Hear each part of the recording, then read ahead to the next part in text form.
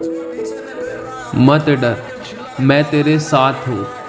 यदि तुम मेरी आज्ञाओं को अपने हृदय रूपी पटिया पर लिखो और अपने गले का हार बनाओ, और जो मेरी दृष्टि में सही है वही करो, तो ये सभी आशीषें, और जो तुम्हारी आंखों ने नहीं देखा और कानों ने नहीं सुना और तुम्हारे मन के चित्त में नहीं समाया, तुम्हारे मांगने और सोचों से कहीं ज़्यादा बढ़कर तुम्हें आशीष दूंगा और अपनी सभी वाचाओं को पूरा करूंगा, और तुम्हें पत्थर से ठेस भी नहीं लगने दूंगा।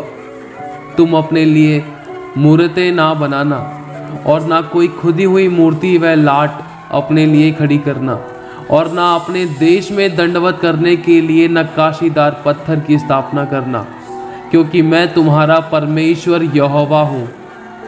तुम मेरे विश्राम दिन का पालन करना और मेरे पवित्र स्थान का भय मानना, मैं यहोवा हूँ। यदि तुम मेरी विधियों पर चलो और मेरी आज्ञाओं को मानकर उनका पालन करो, तो मैं तुम्हारे लिए समय समय पर मेंह बरसाऊंगा तथा भूमि अपनी उपज उपजाएगी और मैदान के वृक्ष अपने अपने फल दिया करेंगे। यहाँ तक कि तुम दाख तोड़ने के समय भी दावनी करते रहोगे और बोने के समय भी भर पेट दाख तोड़ते रहोगे, और तुम मनमानी रोटी खाया करोगे और अपने देश में निश्चिंत बसे रहोगे। और मैं तुम्हारे देश में सुख चैन दूंगा और तुम सोओगे और तुम्हारा कोई डराने वाला ना होगा। और मैं उस देश में दुष्ट जंतुओं को ना रहने दूंगा और तलवार तुम्हारे देश में ना चलेगी। तू जिसे मैंने पृथ्वी के दूर दूर देश से लिया और पृथ्वी की छोर से बुलाकर यह कहा, तू मेरा दास है, मैंने तुझे चुना है और तजा नहीं। मत डर, क्योंकि मैं तेरे संग हूँ। इधर उधर मत ताक, क्योंकि मैं तेरा परमेश्वर हूँ। मैं तुझे दृढ़ करूँगा और तेरी सहायता करूँगा, और अपने धर्मीमय दाहिने हाथ से मैं तुझे संभाले रहूँगा। देख, जो तुझसे क्रोधित हैं वे तुझसे लज्जित होंगे, और जो तुझसे झगड़ते हैं उनके मुंह काले होंगे और वे नष्ट होकर मिट जाएंगे। जो तुझसे लड़ते हैं उन्हें ढूंढने पर भी तू ना पाएगा। जो तुझसे युद्ध करते हैं वे नष्ट होकर मिट जाएंगे, क्योंकि मैं तेरा परमेश्वर यहोवा तेरा दाहिना हाथ पकड़कर कहूँगा कि मत डर, मैं तेरी सहायता करूँगा। और तुम में से 5 मनुष्य 100 को और 100 मनुष्य 10,000 को खदेड़ेंगे, और तुम्हारे शत्रु तलवार से तुम्हारे आगे आगे मारे जाएंगे। और मैं तुम्हारी ओर कृपा दृष्टि रखूंगा और तुमको फलवंत करूंगा और बढ़ाऊंगा, और तुम्हारे संग अपनी वाचों को पूरा करूंगा। और तुम रखे हुए पुराने अनाज को खाओगे और नए के रहते भी पुराने को निकालोगे। और मैं तुम्हारे बीच अपना निवास स्थान बनाए रखूंगा, और मेरा जी तुमसे घृणा नहीं करेगा। और मैं तुम्हारे मध्य चला फिरा करूंगा और तुम्हारा परमेश्वर बना रहूंगा, और तुम मेरी प्रजा बने रहोगे। मैं तो तुम्हारा वह परमेश्वर यहोवा हूँ, जो तुमको मिस्र देश से इसलिए निकाल ले आया है कि तुम मिस्रियों के दास ना बने रहो। और मैंने तुम्हारे जुए को तोड़ डाला है और तुमको सीधा खड़ा करके चलाया है।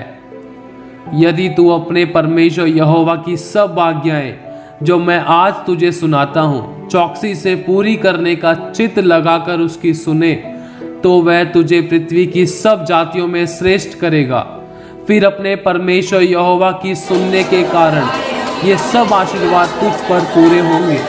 धन्य हो तू नगर में, धन्य हो तू खेत में, धन्य हो तेरी संतान और तेरी भूमि की उपज, और गाय और भेड़ बकरी आदि पशु के बच्चे। धन्य हो तेरी कटौती, धन्य हो तेरी टोकरी, धन्य हो तू भीतर आते समय और धन्य हो तू बाहर जाते समय। यहोवा ऐसा करेगा कि तेरे शत्रु जो तुझ पर चढ़ाई करेंगे वे तुझसे हार जाएंगे। वे एक मार्ग से तुझ पर चढ़ाई करेंगे, परंतु तेरे सामने से 7 मार्ग से होकर भाग जाएंगे। तेरे खत्तों पर और जितने कामों में तू हाथ लगाएगा उन सबों पर यहोवा आशीष देगा। इसलिए जो देश तेरा परमेश्वर यहोवा तुझे देता है, उसमें वह तुझे आशीष देगा। यदि तू अपने परमेश्वर यहोवा की आज्ञाओं को मानते हुए उसके मार्गों पर चले, तो वह अपनी शपथ के अनुसार तुझे अपनी पवित्र प्रजा करके स्थिर रखेगा। और पृथ्वी के देश देश के सब लोग यह देखकर कि तू यहोवा का कहलाता है, तुझसे डर जाएंगे।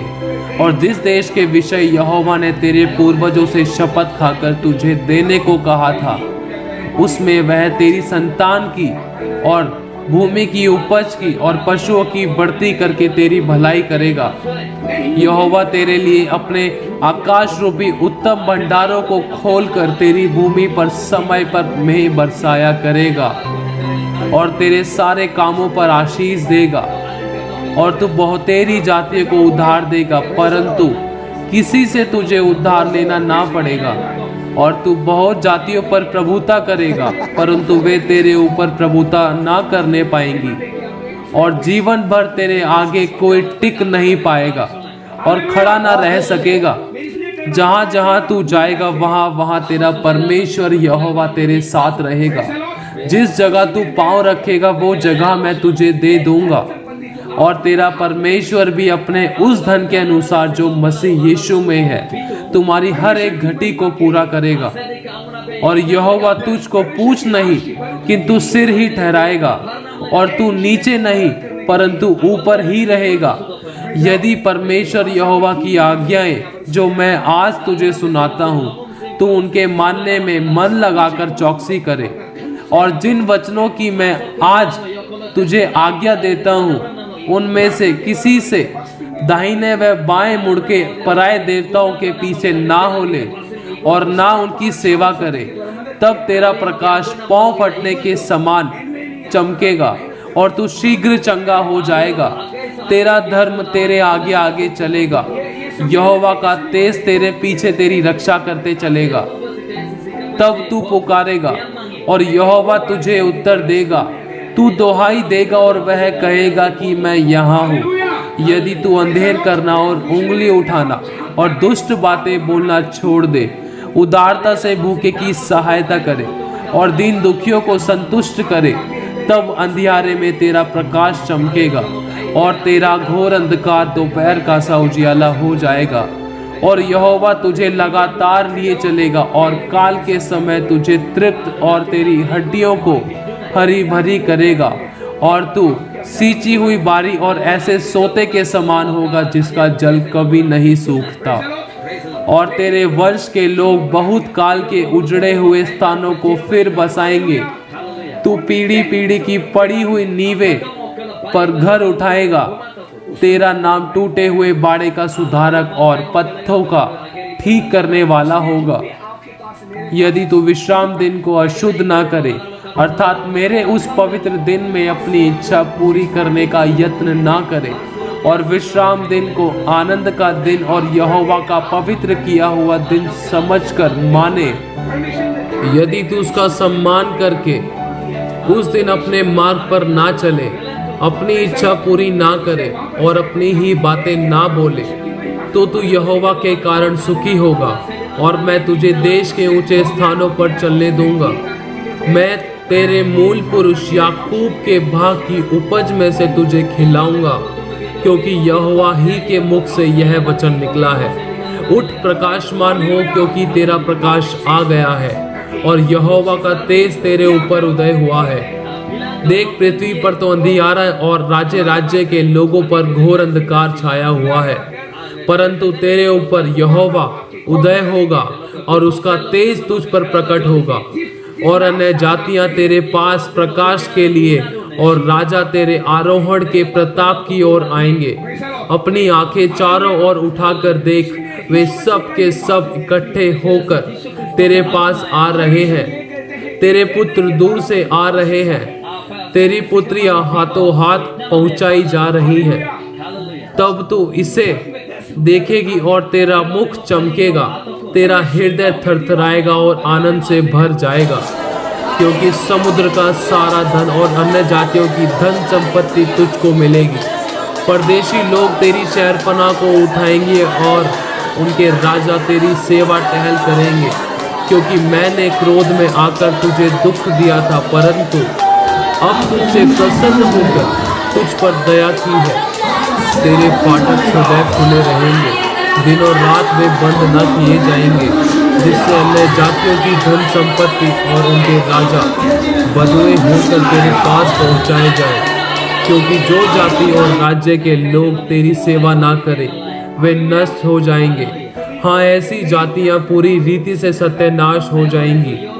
और यहोवा यूं कहता है, देख मैं तेरी और शांति को नदी के समान और जाति जाति के धन को नदी की बाढ़ के समान बहा दूंगा और तुम उससे पियोगे। तेरे दुख देने वालों की संतान भी तेरे पास सिर झुकाए आएगी और जिन्होंने तेरा तिरस्कार किया सब तेरे पांवों पर गिरकर दंडवत करेंगे। वे तेरा नाम यहोवा का नगर इज़राइल के पवित्र का सिय्योन रखेंगे। तू जो त्यागी गई और घृणित ठहरी है, यहाँ तक कि कोई तुझ में से होकर नहीं जाता था, इसके बदले मैं तुझे सदा के घमंड का और पीढ़ी पीढ़ी के हर्ष का कारण ठहराऊंगा। फिर दिन को सूर्य तेरा उजियाला ना होगा, ना चांदनी के लिए चंद्रमा, परंतु यहोवा तेरे लिए सदा का उजियाला और तेरा परमेश्वर तेरी शोभा ठहरेगा। तेरा सूर्य फिर कभी अस्त ना होगा और ना तेरे चंद्रमा की ज्योति मलिन होगी, क्योंकि यहोवा तेरी सदैव की ज्योति होगा और तेरे विलाप के दिन समाप्त हो जाएंगे। छोटे से छोटा 1000 हो जाएगा और सबसे दुर्बल एक सामर्थी जाति बन जाएगी। मैं यहोवा हूँ, ठीक समय पर यह सब कुछ शीघ्रता से पूरा करूंगा। पर तुम यहोवा के याजक कहलाओगे, वे तुमको हमारे सेवक कहेंगे। और तुम अन्य जातियों की धन संपत्ति को खाओगे, उनके वैभव की वस्तुएं पाकर तुम बड़ाई करोगे। तुम्हारी नाम धराई के बदले तुम्हें दूना भाग आदर का मिलेगा, अनादर के बदले तुम अपने भाग के कारण जय जयकार करोगे। तुम अपने देश में दूने भाग के अधिकारी होंगे और सदा आनंदित बने रहोगे, क्योंकि मैं यहोवा न्याय से प्रीति रखता हूँ। मैं अन्याय और डकैती से घृणा करता हूँ, इसलिए मैं उनको उनके साथ सदा की वाचा को बांधूंगा। तेरे वंश अन्य जातियों में और तेरी संतान देश देश के लोगों के बीच प्रसिद्ध होंगी। जितने तुमको देखेंगे पहचान लेंगे कि यह वह वंश है जिसको परमेश्वर यहोवा ने आशीष दी है। मैं यहोवा के कारण अति आनंदित होऊंगा।